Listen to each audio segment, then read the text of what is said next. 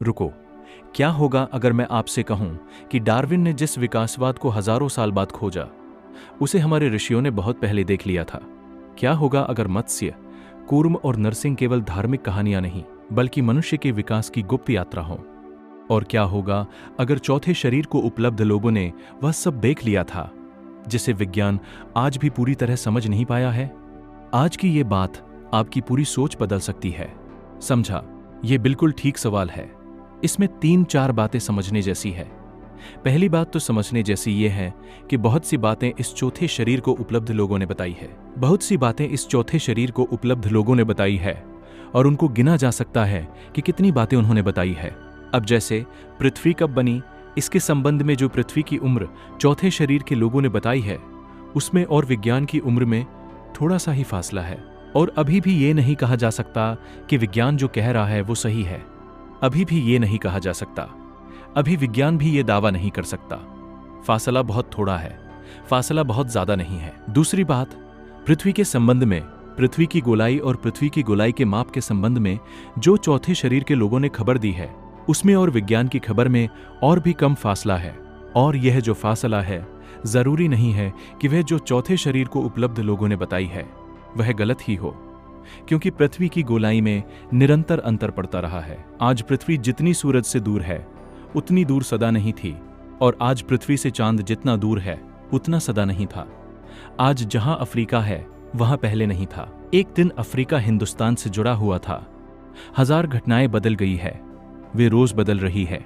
उन बदलती हुई सारी बातों को अगर ख्याल में रखा जाए तो बड़ी आश्चर्यजनक बात मालूम पड़ेगी कि विज्ञान की बहुत सी खोजें चौथे शरीर के लोगों ने बहुत पहले खबर दी है। लेकिन यहां एक बहुत बड़ी कठिनाई है, क्योंकि विज्ञान की भाषा और चौथे शरीर तक पहुंचे हुए लोगों की भाषा बिल्कुल अलग है। विज्ञान संख्या में बात करता है, लेकिन चौथे शरीर को जो उपलब्ध है उसके पास कोई मैथमेटिकल लैंग्वेज नहीं होती। उसके पास तो विजन और पिक्चर और सिंबल की लैंग्वेज होती है, उसके पास तो प्रतीक की लैंग्वेज होती है। सपने में कोई भाषा होती भी नहीं, विजन में भी कोई भाषा नहीं होती।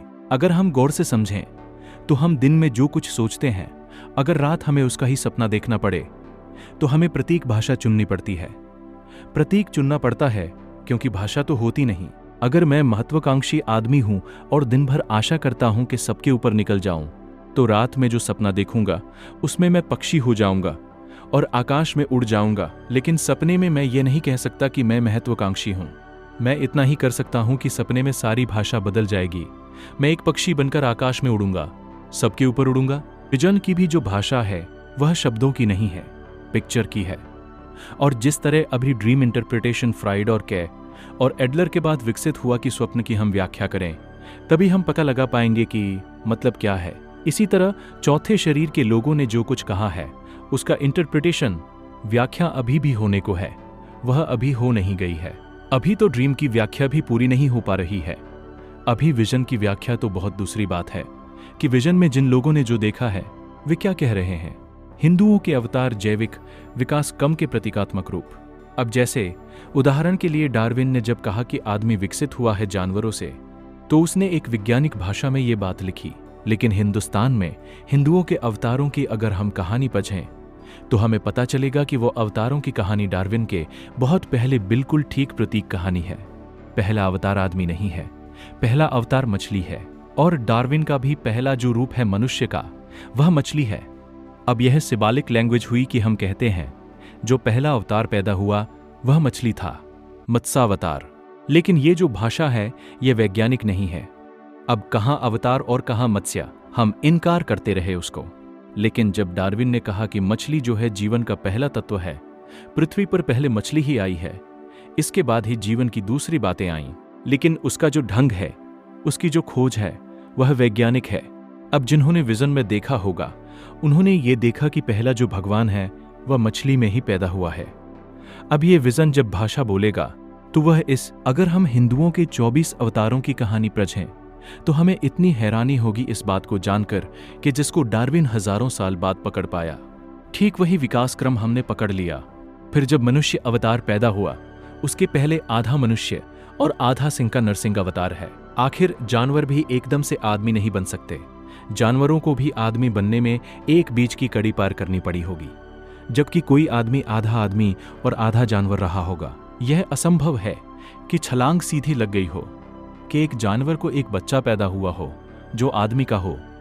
जानवर से आदमी के बीच की एक कड़ी खो गई है, जो नरसिंह की ही होगी, जिसमें आधा जानवर होगा और आधा आदमी होगा। हिंदुओं के अवतार जैविक विकास क्रम के प्रतीकात्मक रूप। अब जैसे उदाहरण के लिए डार्विन ने जब कहा कि आदमी विकसित हुआ है जानवरों से, तो उसने एक वैज्ञानिक भाषा में ये बात लिखी। लेकिन हिंदुस्तान में हिंदुओं के अवतारों की अगर हम कहानी पढ़ें तो हमें पता चलेगा कि वो अवतारों की कहानी डार्विन के बहुत पहले बिल्कुल ठीक प्रतीक कहानी है। पहला अवतार आदमी नहीं है, पहला अवतार मछली है। और डार्विन का भी पहला जो रूप है मनुष्य का, वह मछली है। अब ये सिंबॉलिक लैंग्वेज हुई कि हम कहते हैं जो पहला अवतार पैदा हुआ वह मछली था, मत्स्यावतार। लेकिन ये जो भाषा है यह वैज्ञानिक नहीं है। अब कहाँ अवतार और कहाँ मत्स्य, हम इनकार करते रहे उसको।